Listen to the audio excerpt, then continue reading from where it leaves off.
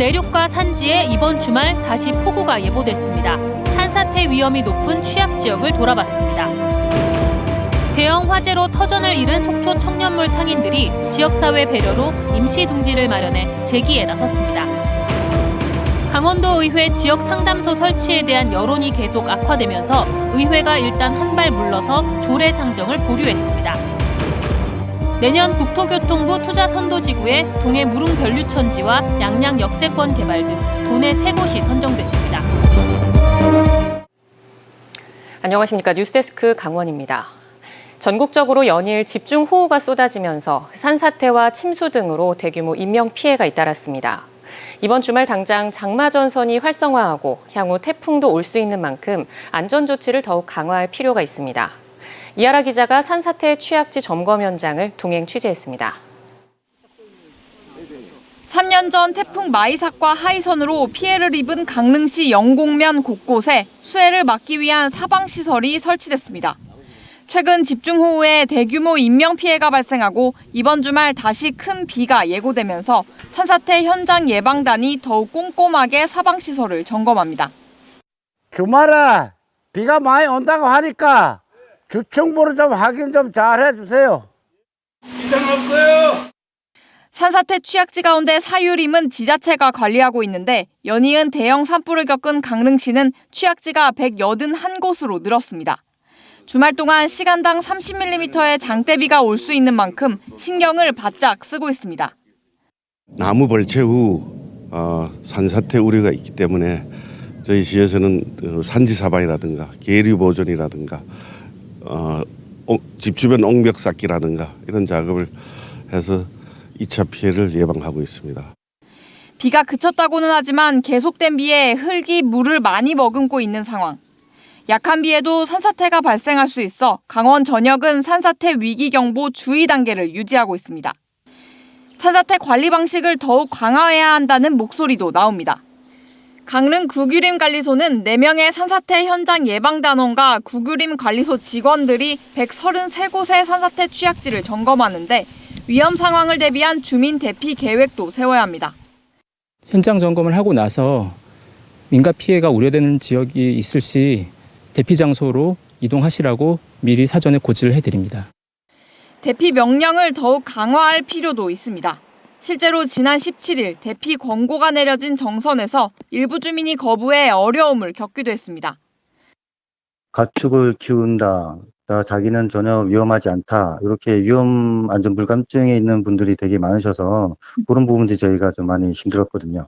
저희 경찰과 지자체 분들의 협조 좀 많이 좀 부탁드리겠습니다. 산사태가 발생하면 당장 나와 내 가족의 생명이 좌우되는 만큼 주민들은 대피 명령을 따르고 대피 요령을 숙지할 필요가 있습니다. 산사태 전조 증상이 보이면 마을 회관이나 학교 등으로 대피하고 반드시 계곡을 빠져나와야 합니다. 또 미처 피하지 못한 이웃이 있을 경우 119에 상황을 알려야 합니다. MBC 뉴스 이하라입니다. 속초 청년몰이 화재로 인해 전소된 지 한 달이 훌쩍 지났습니다. 정확한 화재 원인이 아직 밝혀지지 않은 가운데 막막한 청년 상인들을 위해 여름 피서철 영업할 수 있는 임시 공간이 마련됐습니다. 박은지 기자가 다녀왔습니다. 칠흑 같은 어둠 속 부둣가의 시뻘건 불길이 활활 타오르고 매캐한 연기는 일대를 폭풍처럼 뒤덮었습니다. 날이 밝고 잿더미가 된 현장을 마주한 청년몰 상인들은 막막하기만 합니다. 속초의 리조트 1층 로비 전시 공간이 작은 판매장으로 꾸며졌습니다. 속초를 기억할 수 있는 기념품과 아기자기한 공예품이 판매장을 채웠습니다. 직접 그림을 그려 머그컵에 인쇄하는 나만의 컵 체험 코너도 마련됐습니다. 화마에 전소된 속초 청년몰이 리조트로 작게나마 옮겨왔고 피해 상인들은 다시 출발점에 섰습니다. 소중한 인생 첫 가게가 잿더미로 변한 소식을 듣고 지역 리조트 업체에서 공간을 열어줬습니다. 지난 5월 속초 소상공인 업체들을 알리는 행사를 마련한 것을 인연으로 피해 상인들에게 공간과 물품 대여는 무상으로 참가비 수수료는 무료로 지원에 나선 겁니다. 속초 청년몰 상인분들에게 조금이나마 도움이 되어드리고자 기획하게 되었고요.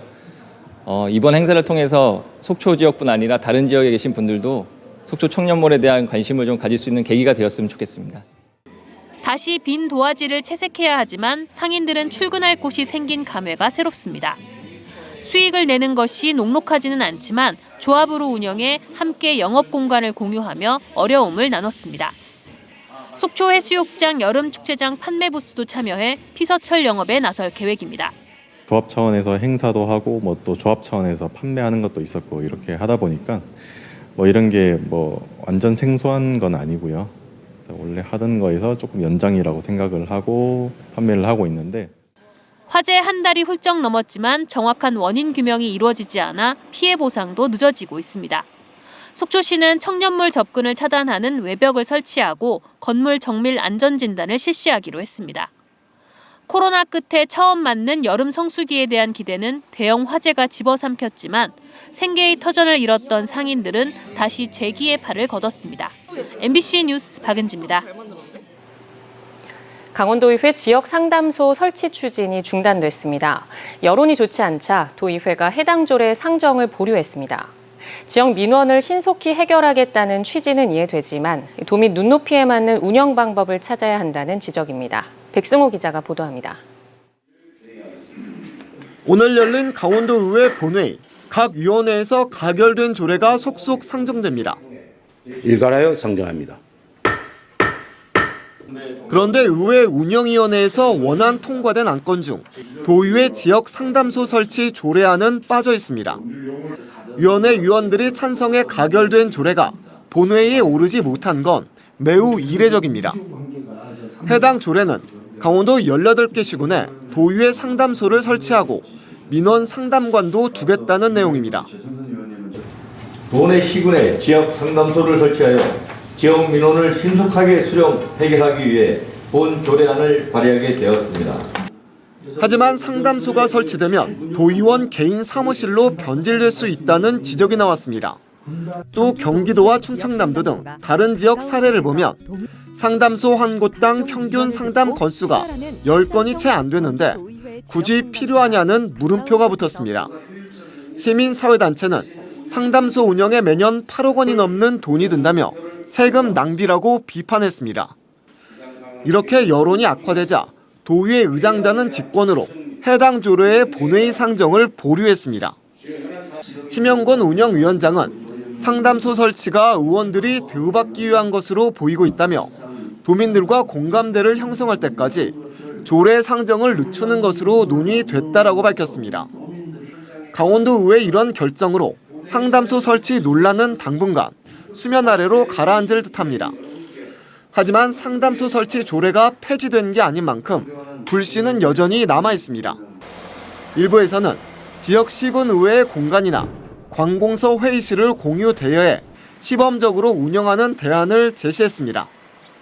관공서에 다양한 사무실이 있고 시군 의회 사무실이 있기 때문에 이와 관련돼서 상호 업무 협약을 맺는다고 한다면 얼마든지 충분하게 의견을 신속하고도 정확하게 수렴할 수 있는 공간들이 있기 때문에 도의회 지역 상담소 설치가 재점화되려면 도민 눈높이에 맞는 묘수 찾기가 필요해 보입니다. MBC 뉴스 백소입니다. 도내 오징어 체납기 어선들이 당초 예상보다 늦은 오는 24일 러시아 수역 조업을 위해 출어합니다. 강원특별자치도 환동해본부에 따르면 도내 어선 20척과 경북 어선 13척 등 총 33척의 근해 체납기 어선들은 오는 10월까지 러시아 연해주 수역에서 한 척당 오징어 91톤과 복어 1.8톤을 잡을 예정입니다. 한편 강원 동해안의 오징어 어획량은 현재까지 784톤으로 지난해 61% 수준이고 3년 평균 어획량의 3분의 1에도 못 미칩니다. 전국에서 수상한 국제소포 신고 접수가 잇따르는 가운데 강릉에서도 대만발 소포가 배달됐다는 신고가 접수됐습니다. 오늘 오후 6시쯤 강릉 교동의 한 아파트에 수상한 국제소포가 배달됐다는 신고가 경찰에 접수돼 출동한 제18 전투비행단 공군 화생방 부대가 현장에서 소포를 확인한 결과 봉투 안에는 립밤이 들어있었습니다. 한때 폭발물을 의심해 1시간 넘게 주민들이 대피하는 등 아파트 주민 50여 명은 혼란을 겪었습니다. 동해시와 양양군, 양구군 등 도내 3곳이 내년도 국토교통부의 투자선도지구에 선정돼 지역개발사업비 100억여 원을 지원받습니다. 지역별 사업은 동해시의 무릉변류천지 관광자원화, 양양군의 역세권 개발 사업, 양구군의 스포츠 행정 복합타운입니다. 지난해 속초시의 역세권 사업 1개만 투자선도지구에 포함됐지만 올해는 전국에서 가장 많은 3곳이 선정됐습니다.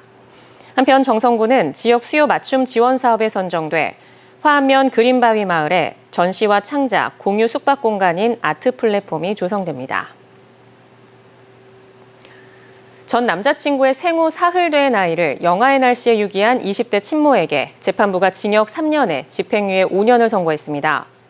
인천지법 형사 14부는 아이를 유기한 20대 친모의 죄질이 좋지 않지만 아이가 행인에 의해 구조돼 살인미수에 그쳤고 아이의 친부와 결별해 새로운 사람과 생활하던 중 범행해 가족들도 선처를 호소하고 있다며 양형 이유를 밝혔습니다. 20대 친모는 지난 1월 20일 고성군 송지호 둘레길 인근 숲에 아이를 유기했고 행인의 신고로 경찰이 출동해 아이를 발견한 뒤 다음 날 친모를 검거했습니다.